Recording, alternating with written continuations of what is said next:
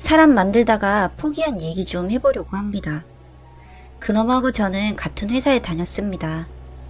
둘 다 사회초년생이었고 신입이었기에 으쌰으쌰 하면서 동기로 지내다가 맨날 마주치고 일하다 보니 호감이 생겨서 연애했죠. 뭐 자산가는 거리가 멀었지만 웃기고 같이 있으면 재밌고 즐겁고, 그리고 회사가 같다 보니 할 얘기도 많았고 공감대도 많았고요. 뭐 이런저런 이유들로 좋았던 것 같습니다. 약간 다혈질 같은 모습을 가끔 보이긴 했지만 친구들에게 물어보니 다혈질 아닌 남자가 없다며 다들 그렇다고 하기에 연애 경험 별로 없는 저라 그런가 보다 했죠. 저는 어릴 때부터 아버지가 소리만 질러도 무서워하고 눈물부터 나던 애였어요.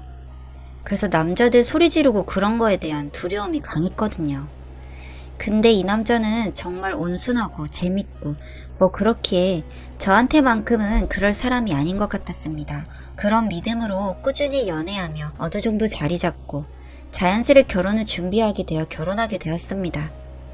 결혼 전에는 둘 다 사회초년생이라 차도 없었고 늘 지하철 타고 출퇴근을 했었고, 그게 익숙해져 늘 그래 오다가 결혼하고 난 뒤 처음으로 차를 사게 되었습니다. 저는 면허가 있었지만 그놈은 면허가 없었기에 처음엔 주말에 어디 갈 때 제가 운전하곤 했습니다. 그러다가 어느 날 본인도 면허를 따야 할 것 같다고 하더니 면허를 땄습니다. 그렇게 운전을 시작하게 되었죠. 처음에는 저도 운전할 때 벌벌 떨고 뭐 제가 가르쳐준답시고 하긴 했는데 둘 다 무서워하면서 직진만 하고요. 그것도 재밌었죠. 추억이다 웃기다 하면서요. 그렇게 그놈이 드디어 운전대를 잡고 운전하기 시작했습니다. 뭐 별 문제 없었어요. 어느 날 우리 차로 첫 여행 가보자고 하고 첫 여행 갈 때였습니다. 그놈이 운전을 했는데 앞차가 끼어들게 하는 거예요. 그랬더니 갑자기 욕을 창문까지 내려서 깜빡이 켜는 손 부러졌냐며 난리를 치는데 저는 진짜 심장이 두근두근 거렸습니다. 그래서 이런 거 안 했으면 좋겠다고 하니 미안하다고 갑자기 흥분해서 그렇다고 하기에 알겠다고 했죠. 진짜 평소에는 아무 문제 없는 사람이다가 운전대 잡으면 난폭 운전을 일삼았습니다. 그래도 그냥 아무 일 없는 날도 많았는데 꼭 누가 예고 없이 끼어들기를 하거나 운전 좀 답답하게 한다 싶으면 자기 화를 참을 수 없는지 운전대 팍팍 치고 그런 행동을 보이더라고요. 이게 정말 무슨 병인가 싶어서 엄마한테 물어봤어요. 엄마가 웃더라고요. 남자들 다 그렇다고요. 운전 처음 하는 남자들은 자기가 운전 되게 잘하는 줄 알고 그런다고요. 저는 그 소리 듣고 그냥 웃어 넘길 게 아닌 것 같았습니다. 정말 고민이 많았어요. 얼마 뒤에 이 사람이 사고를 냈습니다.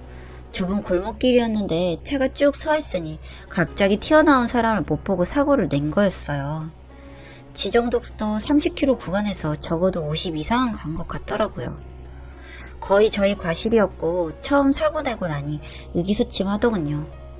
놀랬을까? 괜찮아 해줬는데 거기서 튀어나오면 어쩌냐고 이 말을 하기에 이 사람의 운전에 대해서 진짜 뭐가 있구나 싶었습니다. 정말 그래도 그놈 인성 하나는 좋다고 생각했는데 아주머니 다치신 것보다 거기서 왜 튀어나오냐는 이런 말을 하는 게 정말 실망스러웠습니다. 일처리 끝나고 처음엔 좀 조심조심 하나 싶더니만 또 쌩쌩 하더군요. 정말 차에 타기 싫었습니다. 어찌나 급가속 급감속 하는지 차만 타면 멀미나고 무섭고, 그래서 웬만하면 같이 차 타고 어디 안 가려고 했죠. 자꾸 실망하게 될 제 자신도 싫었고요. 그런데 어쩔 수 없이 어딜 가야 할 때가 있잖아요. 그날도 그런 날이었습니다. 그놈하고 같이 멀지 않은 저희 친정집 가고 있었어요. 택시 아저씨가 손님 태운다고 급하게 차선 넘어와서 멈추긴 했습니다. 그래서 신호도 놓쳐서 기다리게 되었고요. 난리 났습니다. 적어도 50대는 돼 보이시는 분이었는데 차에서 내려서까지 욕을 하더라고요. 택시 아저씨 손으로 미안하다는 제스처 취하는데도 내려보라면서 사고 나고 싶냐고 왜 이딴 식으로 운전하냐고 고래고래 소리를 지르는데 진짜 무슨 사고가 난 것처럼 사람들이 구경하고 난리가 났습니다. 저는 진짜 쥐구멍에 숨고 싶었어요. 물론 아저씨가 잘못을 하긴 했지만 방어 운전 잘했고 사과도 받았는데 뭐가 그리 억울한지 방방 뛰면서 미친 사람처럼 흥분하는 모습이 진짜 정신병자 같았어요. 저는 너무 무섭기도 하고 창피하기도 하고 억지로 뜯어 말려서 출발했습니다. 정말 진지하게 얘기했어요. 너 진짜 평소엔 괜찮은 사람인데 차만 타면 이상해진다고요. 그리고 그런 모습들이 나중에 실생활까지 녹아들까봐 겁난다고요. 그랬더니 그럴 일 없다고, 아까는 내가 미안했다고 하더라고요. 결혼 전에 약속한 게 있거든요. 소리 지르지 않기, 대화로 풀어가기, 서로 맞춰주려 노력하기 등등. 저한테 제일 중요한 것들이었는데 점점 이 사람이 무섭다는 생각이 들었어요. 저한테 피해가 오는 건 아니었지만 왠지 믿음이 자꾸 깨지기 시작했습니다. 그놈과 저는 부서는 달라도 같은 회사였기에 종종 같은 회식 자리에 갈 때도 있었습니다. 그날도 그런 날이었어요. 그날 분기 마무리하는 날이라 다들 고생했다며 위로하고 실적도 괜찮아서 좀 신나는 분위기였습니다. 저도 꽤 많이 마셨고 그놈도 같은 테이블은 아니었지만 멀리서 보니 신나게 놀고 있더군요. 거기까진 좋았습니다. 워낙 활달하고 사교성도 좋아 주변 사람들한테도 인기도 있고 분위기 메이커 같은 모습에 저도 반해서 사귀게 된 거니까요. 근데 그날따라 술을 많이 먹는 거예요. 걱정되긴 했지만 저도 위에 분들이 있는 자리라 가보지는 못하고 그냥 지켜만 봤습니다. 그렇게 2시간쯤 지나고 났는데 이 사람이 없어진 거예요. 어디 갔지 싶어서 찾아도 없고 전화해도 안 받고 차를 보니 차도 없고요.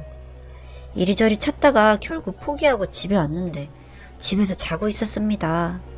뭐 깨워도 답도 없고 그냥 거의 시체길래 그냥 놔뒀죠.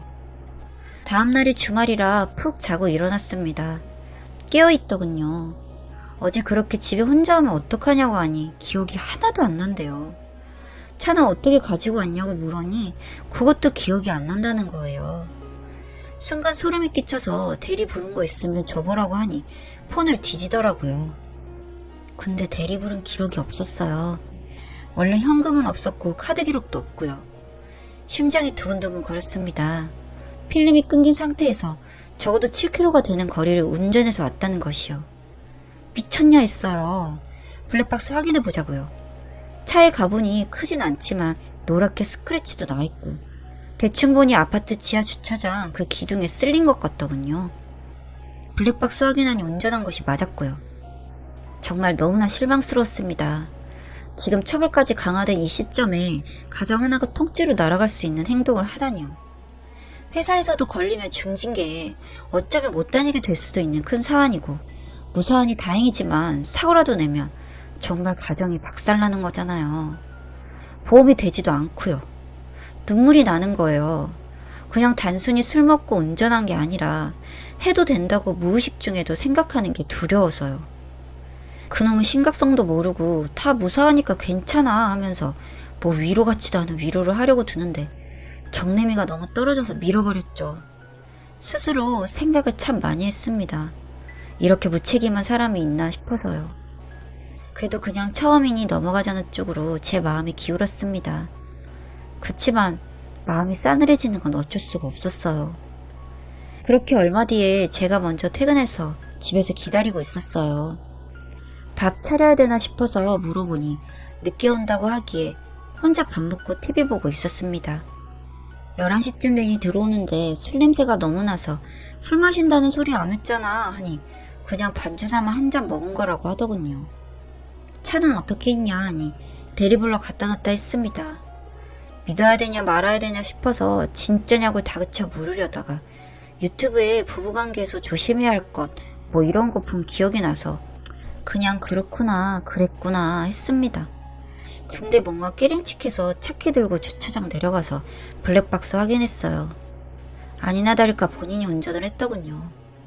뭐 오면서 성질도 몇 번이나 욕을 하면서 오는지 주행기록 하나하나 돌려보니 그냥 미친놈이 운전하는 수준이더군요.